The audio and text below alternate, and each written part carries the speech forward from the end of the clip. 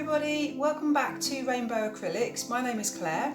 I'm about to do another commission piece, this time a 61cm square canvas, dark blue background, and then some pinks and some light blues, white, silver, I'm going to include in the design.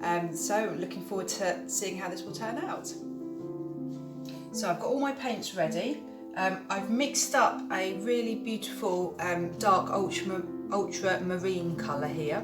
I've mixed it up 2 parts floetrol, 1 part paint, and then about 1.5 parts water, so you can see it just pours really nicely. It's really quite runny. All my other paints I've mixed up the same. I've got a metallic silver, I've got a magenta pink, a iridescent shiny pink. I've got some of the dark ultramarine without the black in, so it's a bit brighter, and I've got a mid blue colour, which I think will look nice, and white on the end there. So I'm going to cover my canvas. Because this is such a dark colour, what I've done is already painted the canvas dark blue, because if you put the dark paint straight onto the white canvas, it will just show, the white will show through, so you'll end up with quite a sort of speckled look where the white canvas shows through. So I put just straight acrylic paint on so that it's a nice thick colour. Let that dry. It took quite a while to dry.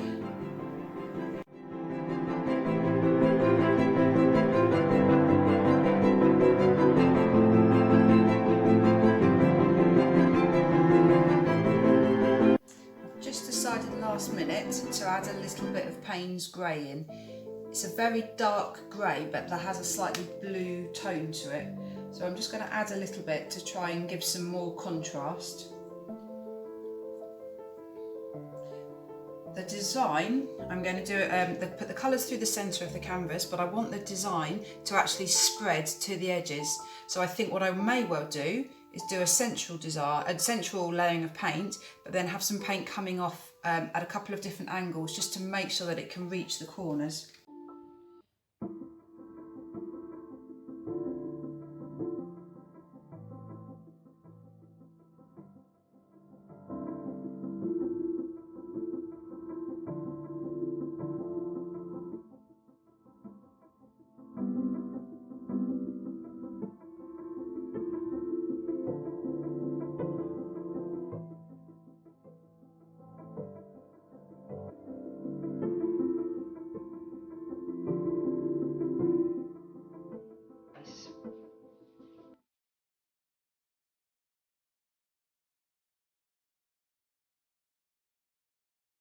Going to surround the coloured paint with more dark blue. Will just help it to move more easily when I blow it with the hairdryer.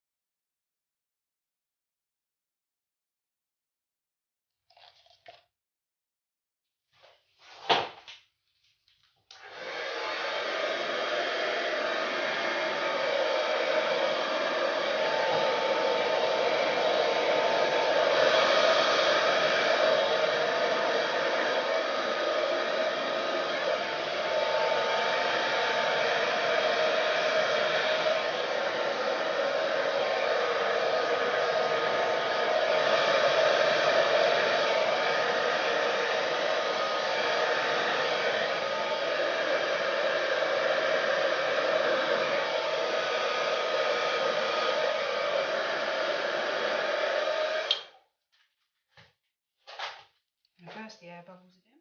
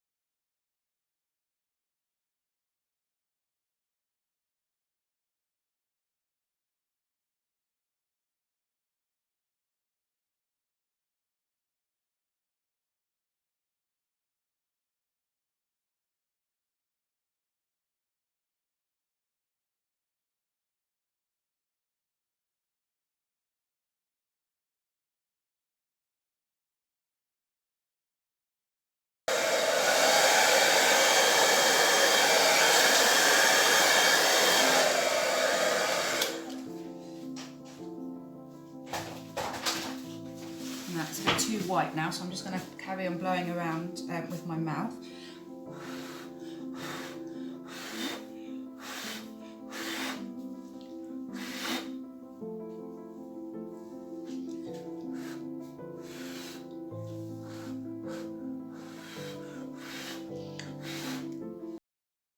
Much better. So I just think the composition works now.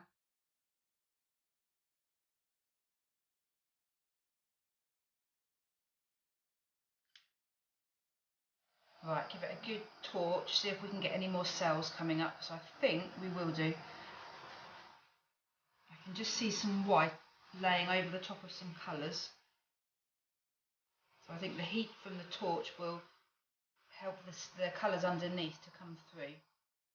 So here's the wet result, the wet painting. I'm really pleased with it.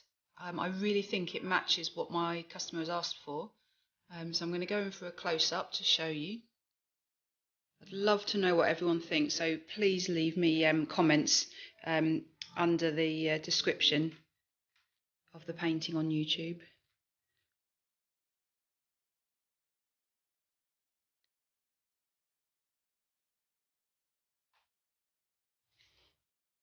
I love the way the colours are really quite intense and strong in the middle, but then they just fade and they blend in beautifully with the blue background.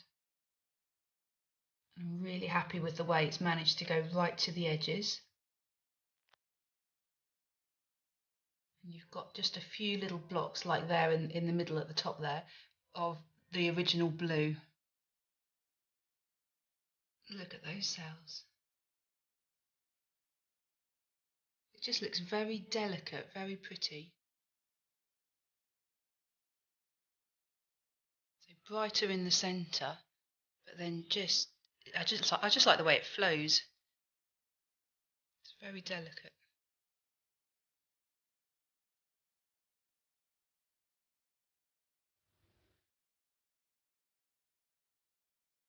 So this is the dry close-up result. It's dried really well. You'll notice that the dark blue bits have dried a lot darker, which is what I was hoping. So it gives more contrast with the dark blue to the other colours, the lighter bits. Just got lots of white wispy sections with lots of cells. I think they've come out really nicely. You've got the white wispy sections and then the contrast of the bright dense colours.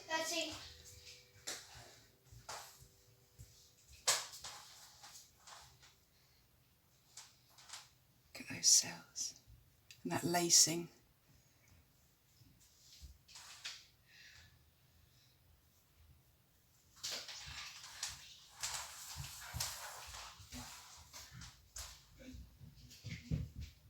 Yeah, and that really dark, intense blue next to the wispy white bits. We really like that. And then my favourite bit, the central part.